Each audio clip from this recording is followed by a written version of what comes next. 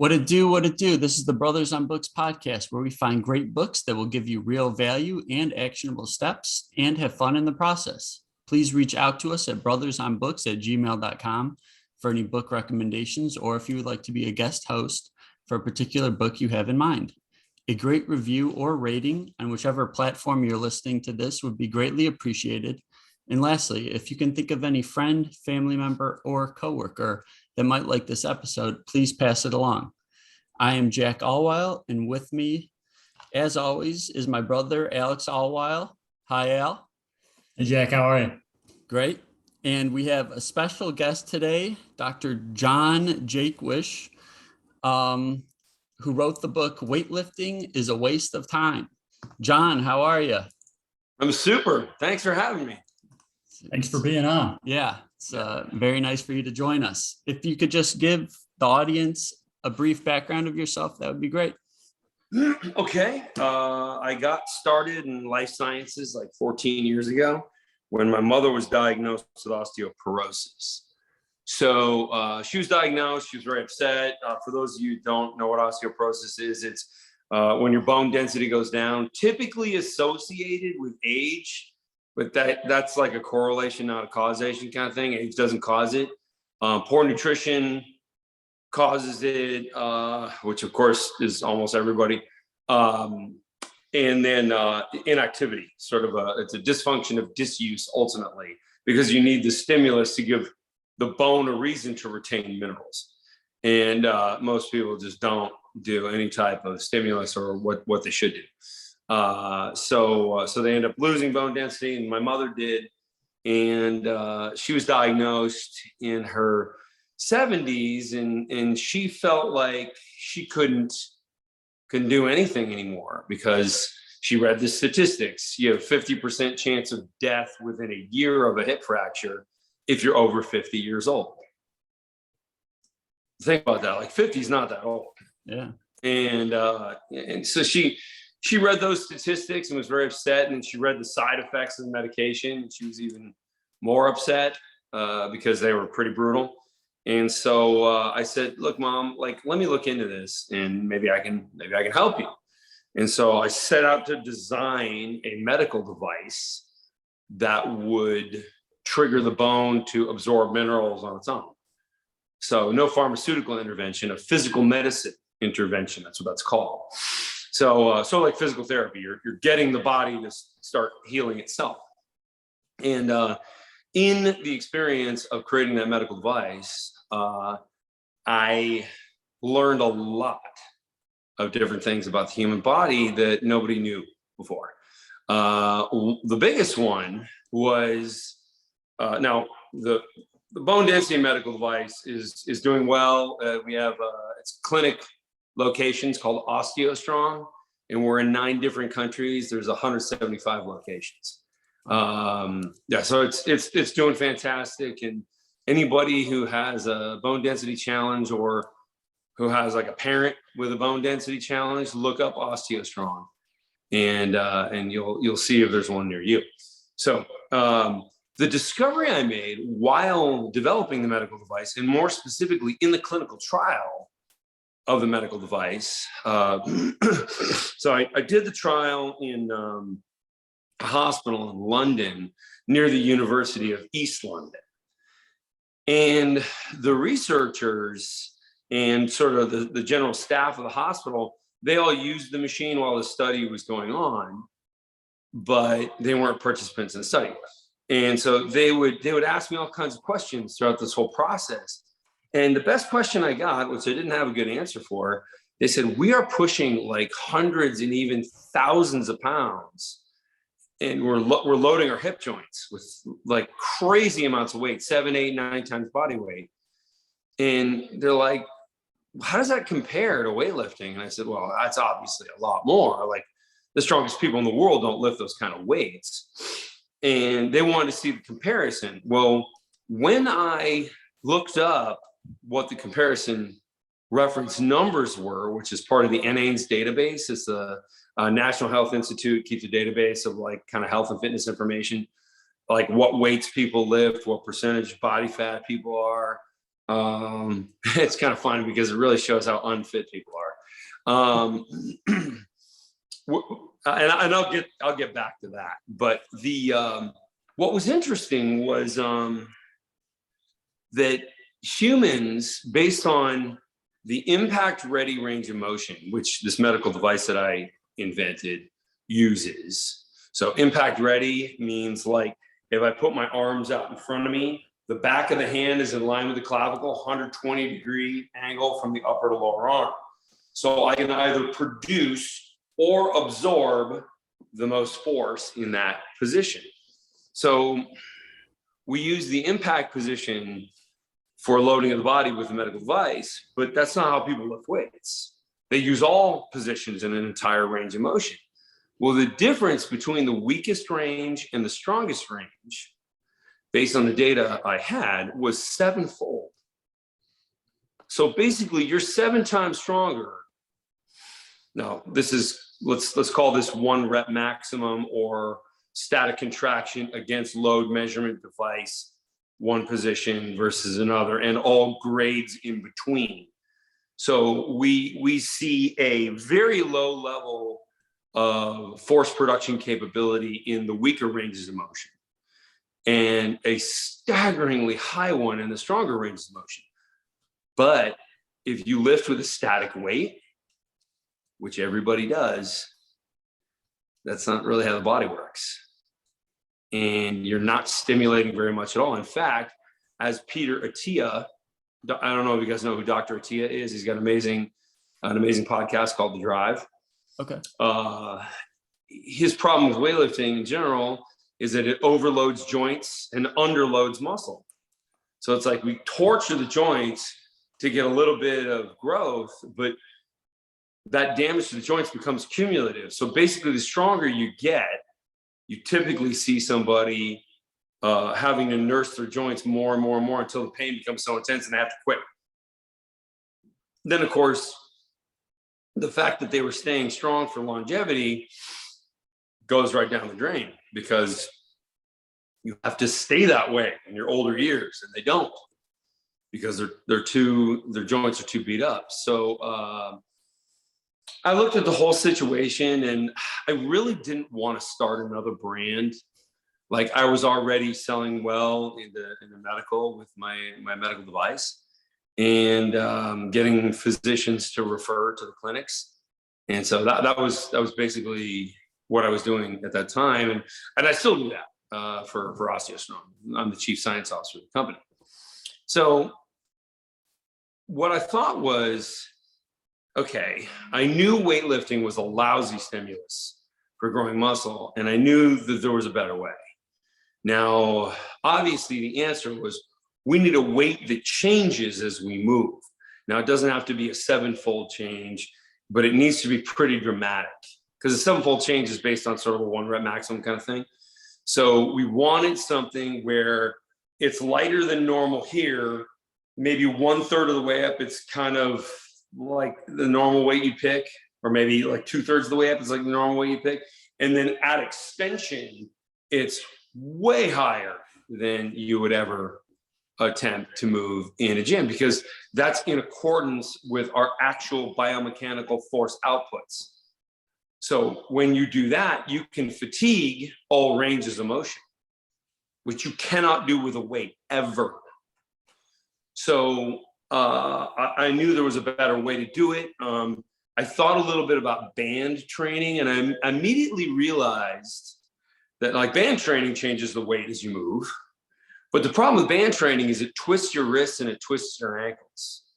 And if you're using bands at any significant load, basically, if you're using bands, you're either going so light you're doing absolutely nothing. You might as well sit on the couch and watch TV. Or you're going heavy enough to hurt yourself. And because you're like if you throw a band around your back and you got to wrap around your hands are being outwardly rotated the entire time, and you're going to get cumulative wrist injuries, and eventually you're going to have to quit. It's the same problem with weight training. So that didn't solve anything. So I realized I had to actually invent something else. to manage the band. So I invented an Olympic bar that can retain the bands as they stretch and provide more force through the movements. And then a second ground where the banding can run underneath and protect your ankles so your ankles don't twist.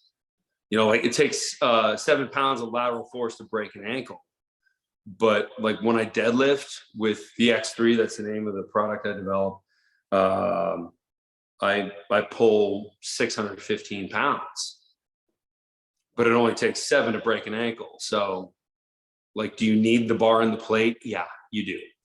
And so then like people saw this product and they came out with it and they looked at it and they're like, I don't get why I need, like, why don't I just, like, it was very confusing. It seems so simple that it's sort of like, well, I could figure this out on my own, but then it's like, I can't because nothing does quite what that does. So they would ask me like, why do I need like the bar and the plate? And so I thought, okay, as opposed to going like answering one question from one person on social media, like 50 times a day, I'm just going to write a book about it. And so in the book, Weightlifting is a Waste of Time, a Wall Street Journal bestseller, I really go into depth as to why I did what I did, like why I got started, why I came to these revelations, and why, you know, if you're out there lifting weights, you just like you're punishing yourself for nothing. And then like another point I make in the book, and I use studies to back this up.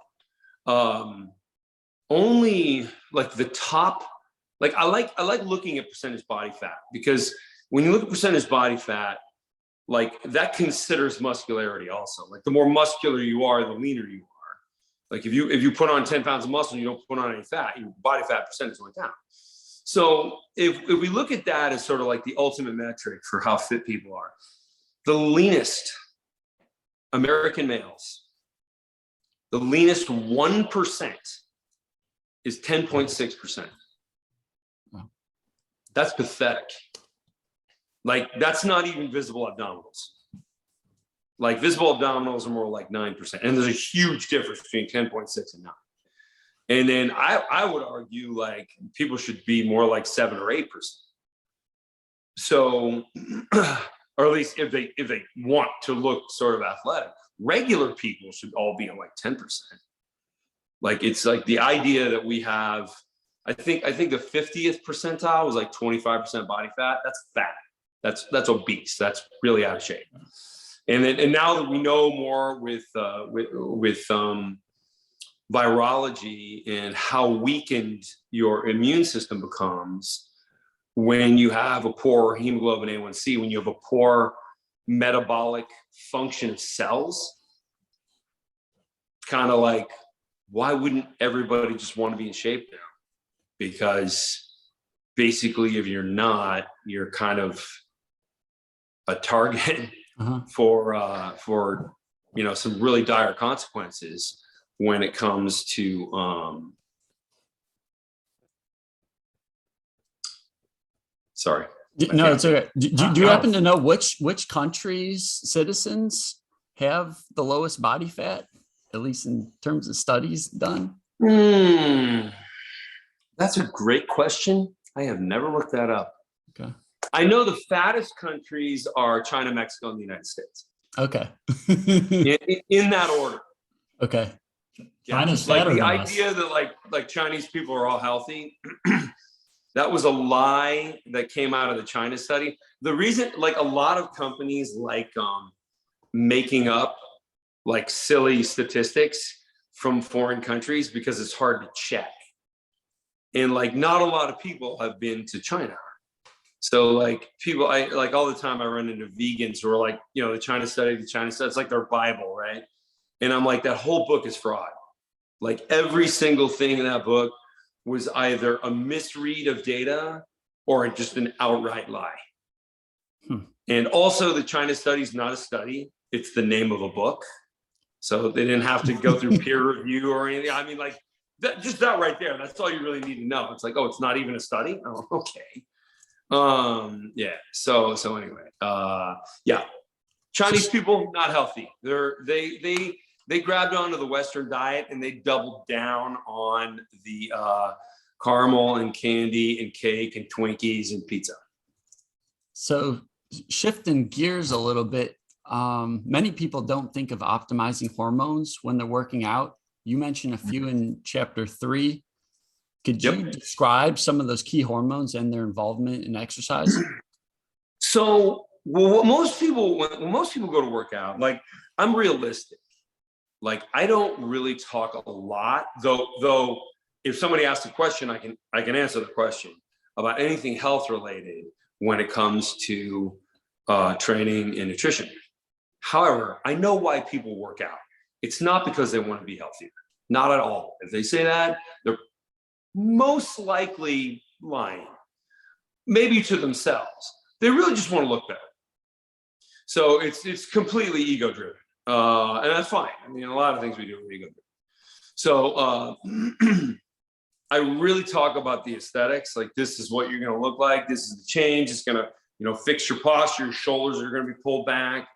You're going to breathe better when your shoulders move back kind of automatically. You get more oxygen with every breath. You have more energy. So that's. I guess if you could touch on like testosterone, growth hormone, and cortisol a little bit. Yeah, I'm circling back to the hormones. So the thing that people want the most is to be lean.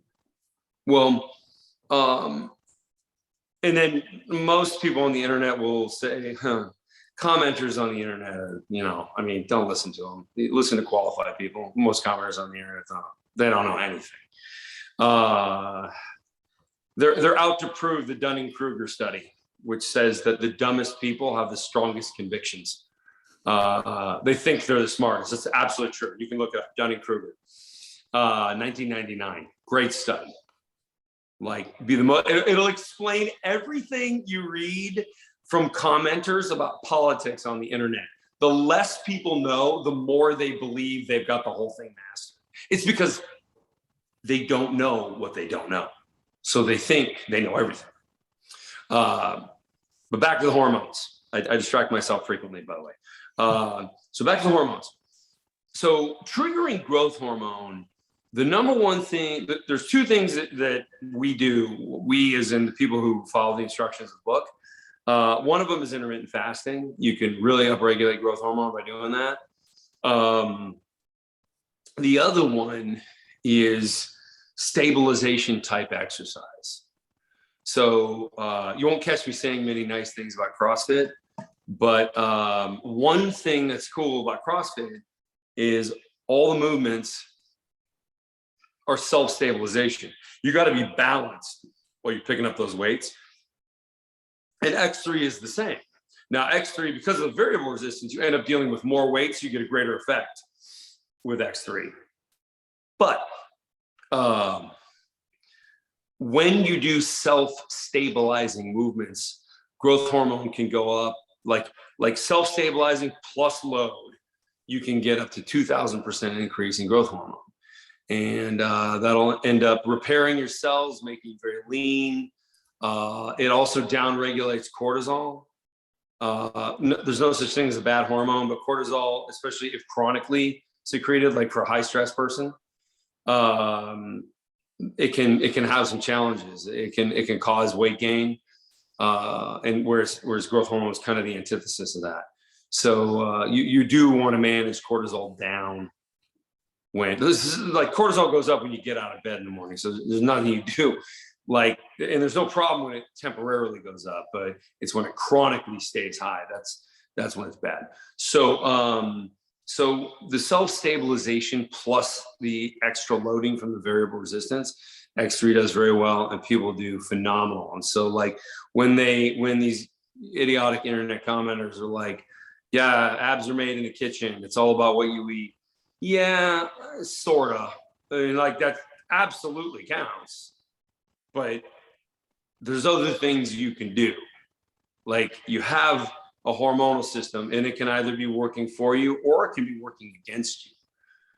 And if you understand it, you can make it work for you. And that's really what pushing in that part of the book. The other hormone sort of thing that we really need to keep in mind is anybody who wants to gain muscle, whether it's a female who wants her butt to stick out more and her legs to be more defined, or if it's a guy who wants bigger chest, bigger arms.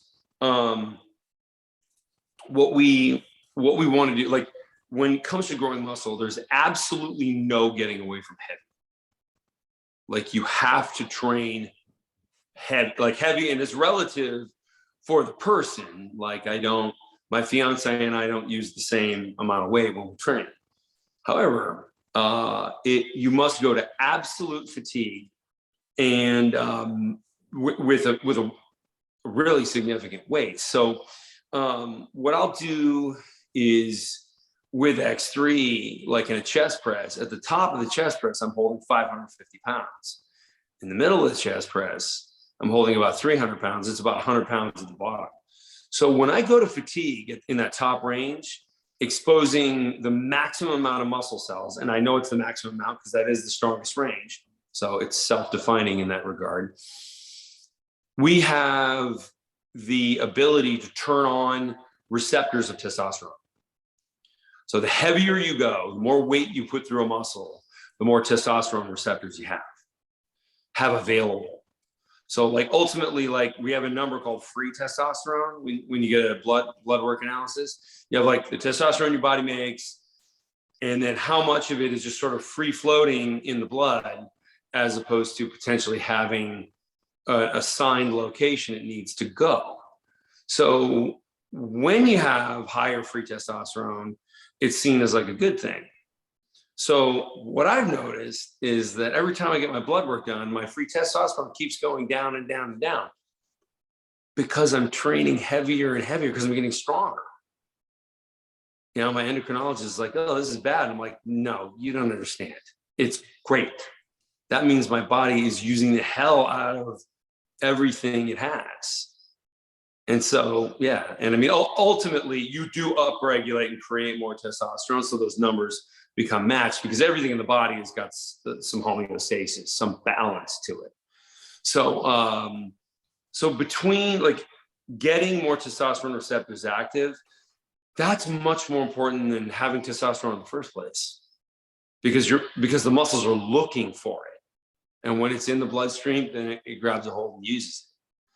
So between the testosterone and the growth hormone, those two things we are optimizing the upregulation of and optimizing the use of. So upregulation meaning your body's creating more of it. And then with the receptor sites, your body's like, all right, bring it over here. Like this is where it needs to go. And those two things are tremendous. And it amazes me how most people's workouts give them the opposite of what they think they're getting.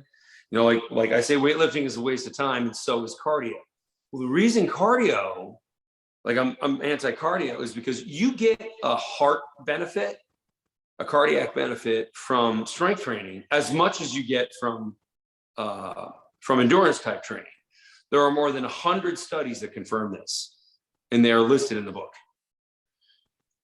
Now, so why do we do cardio? Well, let's look at what cardio does. It upregulates cortisol chronically. Remember when I said that was bad, right? So we chronically upregulate cortisol. And what does cortisol do? Cortisol, once it's in your system and it's high for a longer period of time, it gets rid of muscle. So it metabolizes your muscle and it preserves your body fat. So you stay as fat as possible, as long as possible, while you're sacrificing muscle. Does that sound like anybody's fitness goal to you? No. Stay fatter and lose muscle? Yeah, and yet you walk into a gym and like there's just people on like acres of cardio equipment. And you know, like before doing any of this, when I still, I mean, I still do have it, but when I spent 100% of my time with the bone density business with OsteoStrong, I would go into gyms from time to time on like tours because there's some crossover between some fitness brands and some healthcare stuff. And so like I typically get invited to high-end gyms, and like they would think I'd be very interested in that. And I would just ask people like, so like, I saw you doing some cardio. Like, what are you trying to, and they're like, oh yeah, I'm just trying to drop some body fat. Like that's what people are told, and they're all being misled. And then to my point, who's really fit? Because I'm trashing the industry, and of course I'm the most hated guy in the industry right now. But I don't really care. I mean, that's like when homeless people are mad at you. Like the fitness industry is not full of smart people. And so I mean, they're mad. It's like, okay, yeah, the homeless people are mad at me too. So whatever. I don't care. But the reason they're mad is because everything they believed in, I'm pointing out. Now, keep in mind, I'm pointing out that they're wrong with published literature that has been around for 40 years. So the fact that the fitness industry never had anybody smart enough to read this shit to somebody, I can't explain it. But it's there and it's obvious, and you shouldn't be doing it. So I guess, with respect to running, I guess just for your general health, probably just doing the X3 would be good for your posture and physique. But what about for like high-end athletes that need high levels of endurance? Would you just recommend like intense sprint workouts, or I guess what would you say along those lines? Yes, exactly. Well, I mean, like X3 is kind of like a sprint workout. Like it's very intense, but it's very short. But I would tell people, no, okay. If you want optimum heart health, you don't need to go and run or ride a bike or anything. But if you want to be a great distance runner, you got to distance run. Right. And you're going to have to put up with those consequences. You're going to be skinny fat, which means you're going to lose muscle and preserve your body fat. And there's no way around that. And you look at marathon runners and, they all have like flat glutes and a bunch of cottage cheese on their ass. They have cellulite, even like, I mean, you just look at any like cardio event, like the people look deconditioned. It's because they are. Their body is working as hard as it can to get rid of the muscle and preserve the body fat. So they're just sort of like, sloppy skin and then just bones. So, yeah. Okay. You then go on to talk on what one can do for getting enough protein in their diet and the usability of different protein types. Can you describe that mechanism that makes one type of protein more usable than another type of protein? Right. So our bodies, what we really need is essential amino acids. But I hate saying that in a way because there are hundreds of essential amino acid products that either don't have the essential amino acids in them, or they're made in a way where the body can't use them. It's sort of like if you take a multivitamin, and unfortunately this is not fraud, it should be. You take a multivitamin and it's a solid pill and it's got vitamin E in it, or vitamin D, either one, E or D. Those are both oils, they're fats. And so they're only usable by the body in their liquid form. So you can dry it out and put it into some, super vitamin pill, but is it usable by the body? No, it's not. So you take a multivitamin and maybe a third of the vitamins that are in there, they're in the pill, so they're not lying to you, but your body can't use it. But it doesn't really matter because most of the vitamins your body doesn't need, because those recommendations were just pulled out of the air. They were made up in the 1950s. It was expert opinion in the 1950s. Coincidentally, you guys will like this, or maybe you read it in the book. If you were to eat a whole foods diet, like meaning no pills or powders, just food, fruits, vegetables, meats, whatever. You know how many calories you would need to get all of your vitamins? I think you say it in the book, it was like 27,000 or something, That's right? it. That's it. Oh, you're awesome.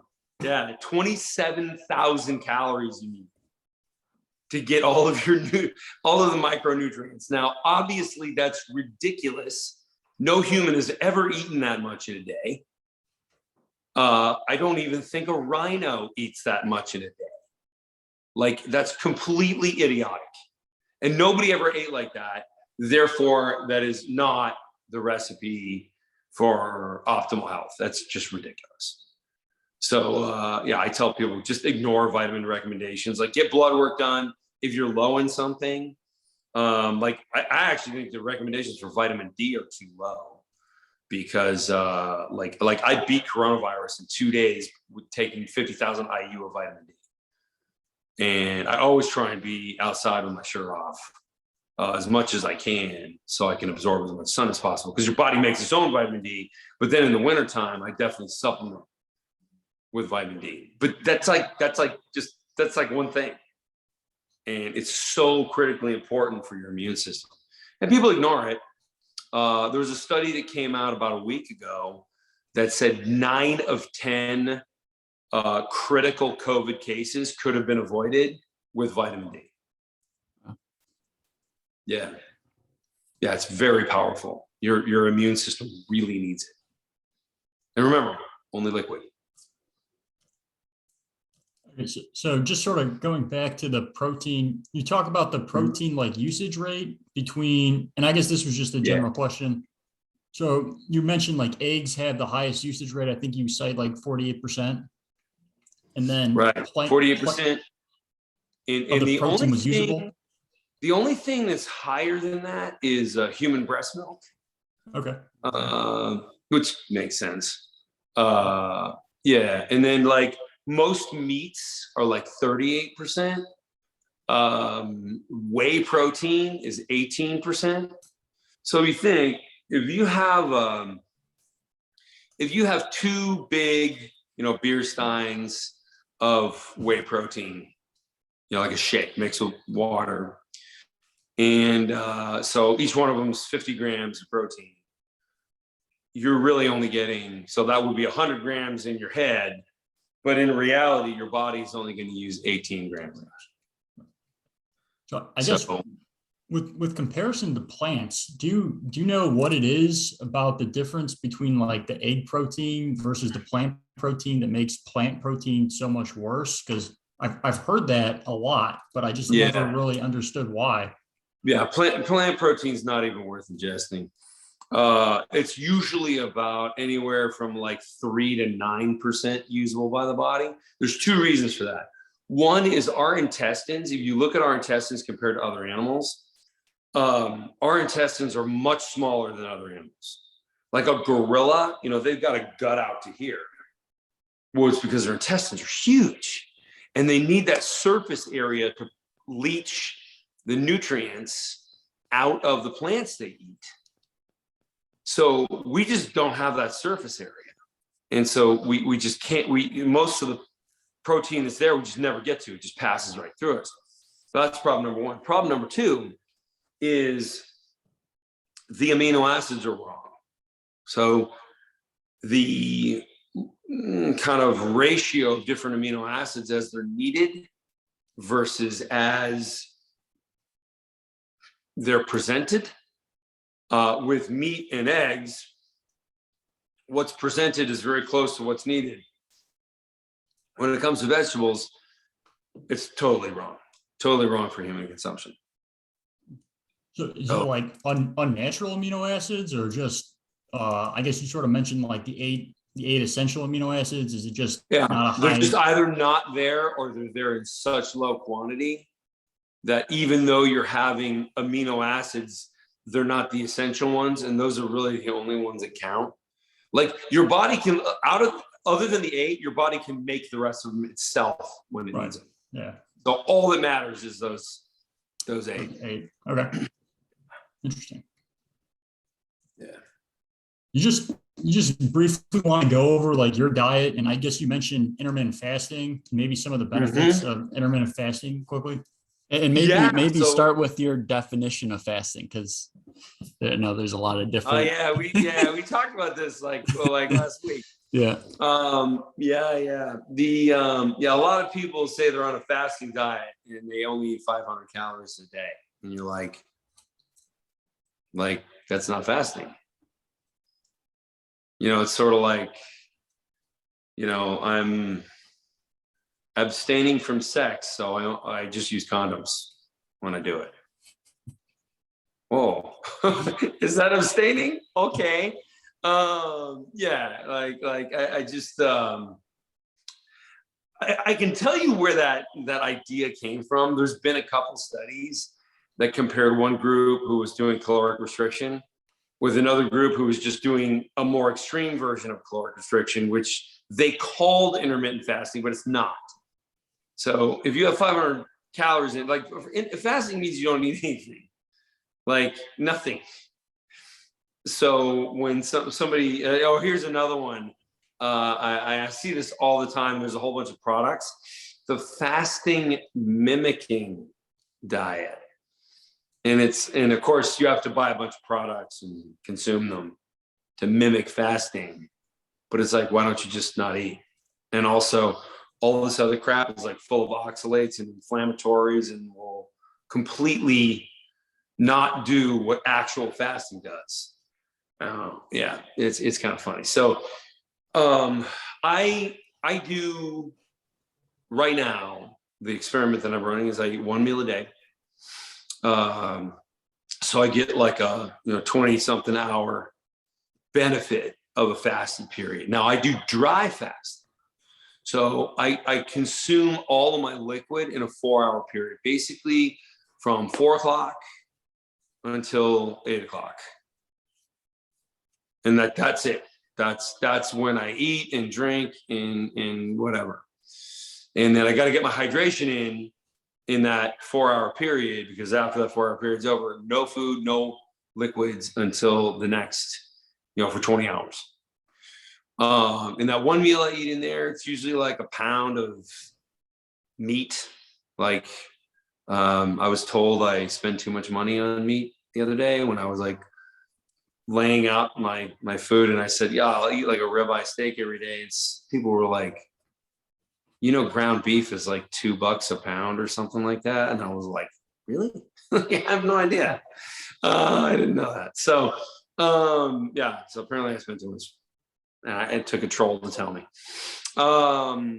But so like a pound of meat, and then I do 4 doses of Fortigen. So that makes up for the equivalent of 200 grams of protein. But like I said, it's you count it as 200 because it would be the equivalent of 200 of a standard quality source. It's very easy on digestion, and it's an appetite suppressant. So and so I consume that because I got to drink it with water. I consume that at the beginning of the 4-hour window and have dinner towards the end of the 4-hour window. I think in your book, you mentioned some bulletproof coffee you used to drink. Are you still doing that, or none of that? Like because I say in the book, like there's a lot of different ways to go about fasting. Like what everybody starts with is water fasting, where you just don't have food, but you can drink as much water as you want.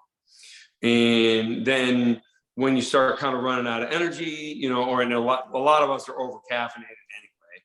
So, which I don't think that's the biggest problem in the world. We got a lot of other bigger problems, like sugar is a much bigger problem than caffeine. However, a couple things. When you're intermittent fasting and you're going multiple days, so instead of like a meal, you have a bulletproof coffee. So there might be 90 calories in the bulletproof coffee, which is butter, MCT oil. Yeah, and the coffee. And it's usually put in a blender, so it mixes really well. And it is very satisfying, very satiating. And then it tastes great. It's like the best cup of coffee you've ever had. But I'm not doing that kind of fasting. I'm not doing water fasting. So I've stayed away from bulletproof coffee for the time being. But if somebody, because not everybody's going to jump into dry fasting right away, and I don't recommend they do. Like dry fasting is like, that's the final level, you know, like that's when you trying to come up with like a video game analogy, you know, you're at the last level. Like it's okay, you know, you know, like in a video game where you only get like the cool sword, the cool armor, like right before the end, and you're like, damn it, why didn't I have this the rest of the time? I'm just blowing right through this shit. Yeah, you guys know what I'm talking about. For people that are listening to that and think it's kind of crazy, how do you feel you're functioning during the day when you're at work? And awesome. Awesome. Yeah, just high energy. My fiance is 24 years younger than me, and she has trouble keeping up with me. Is that something you've just gotten used to, or have you always, like when you've been fasting, have you always felt like that? Fasting, yes. Before fasting, no. I mean, I was ketogenic. I've been ketogenic for like 15 years. And when I say ketogenic, a lot of people interpret that differently. I wasn't 24/7 ketogenic. I'd kind of drift in and out of it. But when I had carbohydrates, you know, I'd have like a bowl of rice or something like that.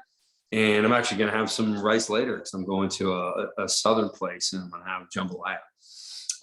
And so, I like that. Jambalaya is great. So I'll have the rice. And so I'll be out of ketosis, but by the time I wake up tomorrow morning, like it'll be less than my body weight cut in half in grams of carbohydrate, which is coincidentally, the result of a meta-analysis that came out this year that showed when you have half of your body weight in grams of carbohydrate within an 8-hour window after the workout, of course, it's in a 4-hour window for me. But when you have that, it goes to replenish muscle glycogen and not as fat storage. So I can have a little bit of carbohydrate. So drifting in and out of ketosis. So I just want to point out I wasn't in ketosis the whole time. I never really felt like super high energy until I really started dry fasting. Like when you have, here's the best part about dry fasting. When you go with no liquid, your body will only let you get so dehydrated.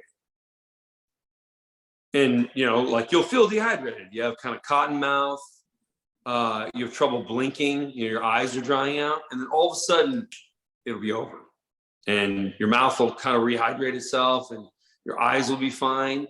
What happens is you get dehydrated and then your body goes, oh, we're going to go after metabolic water and use that because there's obviously no water available. So metabolic water is the water that sits within fat cells.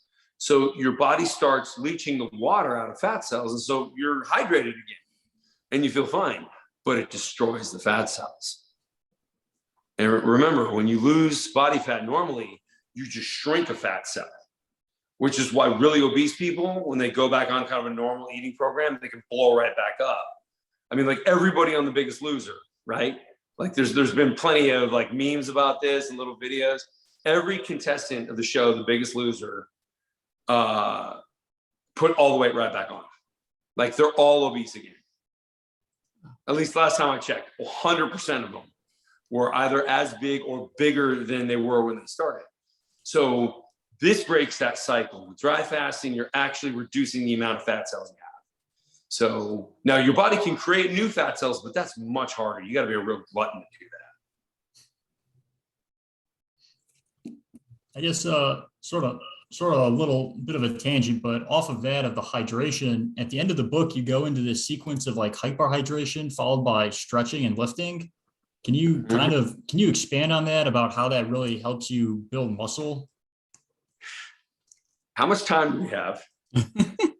I could go on this one subject like an hour. I'll give you the brief. So, okay. The idea is we want to trigger something called hyperplasia, which is the splitting of muscle cells. And previously, maybe I want to say like 20 years ago, most physiology professors would tell you there's no such thing. Like hyperplasia happens when you're like, an embryo and cells split, right? When you're like just growing, but it doesn't happen when you're lifting weights or anything like that. Like, as an adult, not gonna happen. But it is odd that the stronger people tend to have way more cross-sectional fibers, way more cells than the people who don't train. When it's like, well, if we're just born with the same number we're born with, and they can just get bigger or smaller, then why is it that all these strong people just seem to have an abnormally super high level of cells? Well, it turns out they were splitting, and there's a way you can force it to happen faster by superhydration. So what I do is I take a vasodilator, there's supplements that are vasodilators, like nitrogen oxide. You can buy that anywhere. You can get epimedium, which is a supplement, and you can find that just about any like vitamin shop or health food store or whatever. But that stuff smells really bad. It'll give you bad breath, just so you know. And then the best way to go is like a Viagra. So like or Cialis. So I think it's tadalafil or sildenafil are the chemical names. And so, you just go to a doctor and say, hey, I'm having a little trouble. You might give me a prescription for Viagra. They'll always say yes. I mean, it's not like you have to prove you have erectile function or not. And it would be weird if they asked you. So, you get the prescription, and then what you do is you take it an hour before your workout. Then you take, or at least I take, 40 grams of glucose tablets. So I don't like fructose. Fructose stores as body fat way too easily. Glucose has much more trouble becoming fat. It wants to be used as energy. In fact, it's in the form that it is used in already when you ingest it. So it's like already right there. It's sort of like, would you rather have a 5-gallon drum of fuel for your car, or would you rather have a 5-gallon drum of crude oil, which you can probably do nothing with? You take the gasoline. So I take that. So I take that about 15 minutes before the workout. I do my regular workout, and I drink a lot of water while I'm doing the workout, like tons, and maybe 2 liters of water while I'm working out. And then at the end of the workout, because the glucose is doing its job, it's taking all the water with it, as well as, because of the vasodilator, all the blood vessels are opening up and supplying the musculature with so much more blood to replenish what was used during the workout. And that really stretches the muscle out. Then on top of that, you do a stretching routine for the muscles you just trained at the end of the workout. And that can create enough room inside of the muscle fascia, which is the casing around the muscle, so that the cells can split. And if you train hard enough, they will. Yeah, pretty cool. I'll have to try that one. It's awesome. Yeah. Wow. So I think we'll start wrapping it up. We are a book podcast, and because of that, we normally do like a favorite quote of the book. Al, did you have a favorite quote or message for this book? I don't know if I had a favorite message, but I've started eating a lot more eggs. Good. That's one thing I definitely am going to be more cognizant of, just my protein intake. Yeah, I did like the quote, "It is difficult to get a man to understand something when his salary depends upon his not understanding it." And I think a lot of the books that we've read thus far have kind of made me be more aware of incentives and sure how everyone's operating. I actually, that's a quote from Upton Sinclair, who was a politician I would have never agreed with, on any subject other than that. So I'm a very open-minded guy. I listen to the people I have very little respect for at the same time, because it doesn't mean they won't have a good idea, right? I tell people, like, don't be political. Like, your political parties are for idiots. Just forget all about that. Like, that's just a recipe for unhappiness. Like, listen to each person like they didn't belong to a party, and just vote on the guy or girl, you know? Like don't determine it based on, well, they like these things and those are the things that matter to me. It's like, if you're a one issue person, man, you shouldn't even be allowed to vote. You're so dumb. Really? Nothing else counts except your one issue? That's just sad. So yeah. So I always try and consider all this thing. And the irony of that comment with Up in St. Clair was that he felt that people wouldn't listen to his positive statements on like socialism and communism. And like, you're like, oh, okay, but we have plenty of evidence that like, I mean, that's only failed 23 times with 23 different governments on earth, but by all means, let's give it another shot, like yeah. So it's really funny that he came up with a brilliant quote, but it was in reference to something that was beyond failed. So funny.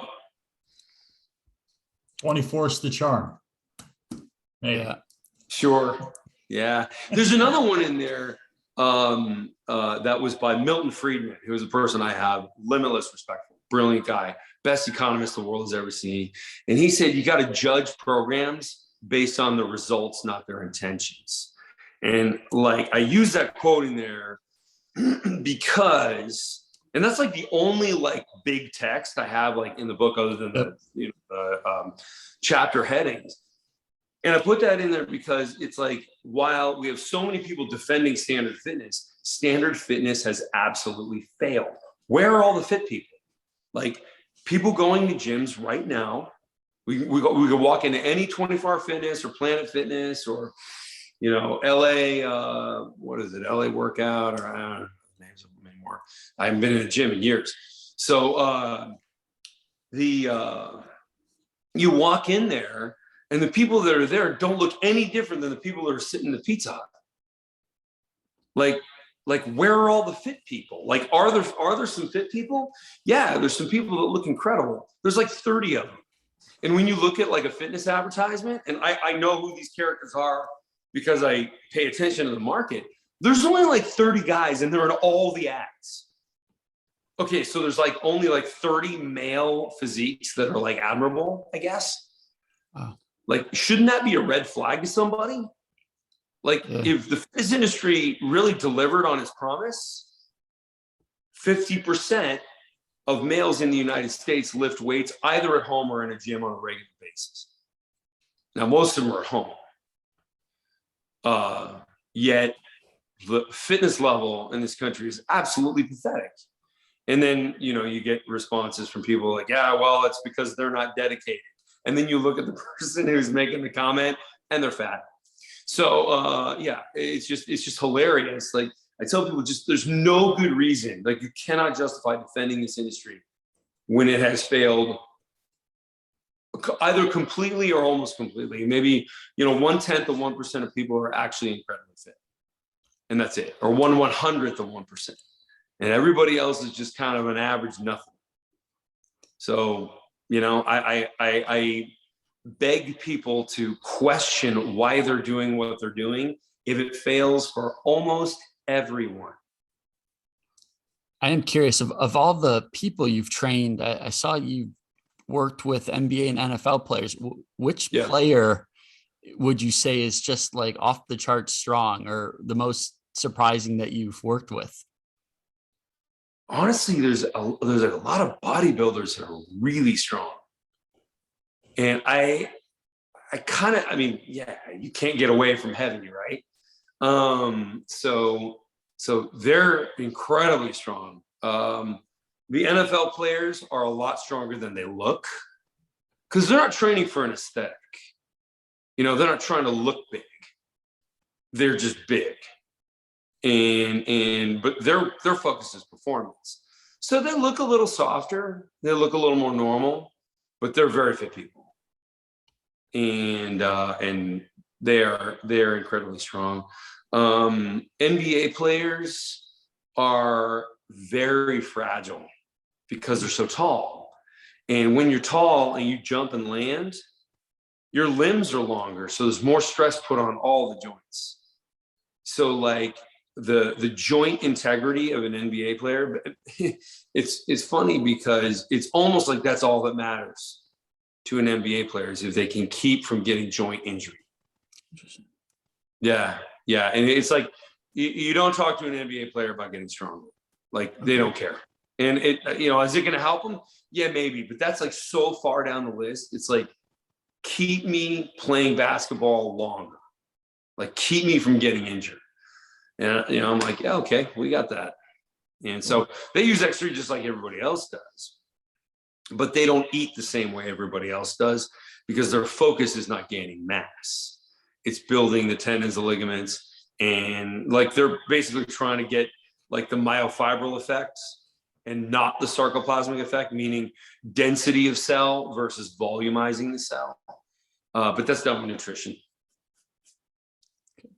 Yeah. Okay. Well, with that said, John, do you want to give yourself a plug of where people can find you or find your products? Sure. Yeah. Yeah. So because my last name is so difficult to spell, it's difficult to say. Most people look at Jaquish and they have no idea how to pronounce that. So I have a landing page. It's just drj.com, DOCTOR, the letter J.com. And that landing page, it has links to all my social media, videos, like all the products that I've launched, both my inventions, the OsteoStrong and the X3. I think you click on superior exercise for the X3 and superior nutrition for Fortigen. That's one of the nutritional. It's the only supplement I take. And then I produce the most content on Instagram. So if you're going to follow me somewhere and use Instagram, follow me on Instagram. Okay. Cool. Awesome. Well, I think with that said, please reach out to us at brothersonbooks@gmail.com for any book recommendations, or if you would like to be a guest host for a particular book you have in mind. A great review or rating on whichever platform you're listening to would be greatly appreciated. And lastly, if you can think of any friend, family member, or coworker that might like this episode, please pass it along. I'm Alex Elwile, and with me, as always, is my brother Jack. And a special thank you to Dr. John Jaquish for this great book and being our guest today. Thanks, guys. Take care. Alex. Thanks.